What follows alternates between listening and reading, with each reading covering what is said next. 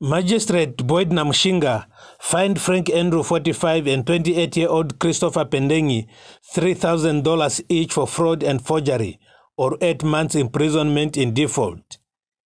They were also fined $3,500 or 9 months in default each for the repeated charges. Magistrate Boyd Namushinga fined Frank Andrew, 45, and 28-year-old Christopher Pendengi $3,000 each for fraud and forgery, or 8 months imprisonment in default. They were also fined $3,500 or 9 months in default each for the repeated charges. On illegal entry into Namibia, the two were fined $2,000 or 6 months imprisonment in default.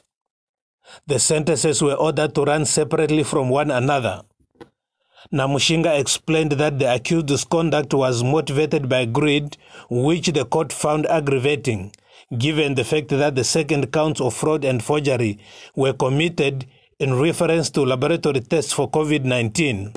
He further said the offense were committed at a time when the country was in a state of emergency, where certain rights had been limited. Magistrate Namushinga reiterated that the conduct of the accused are detrimental to the nation, hence a need for deterrence not only to them, but other would-be offenders of similar crime.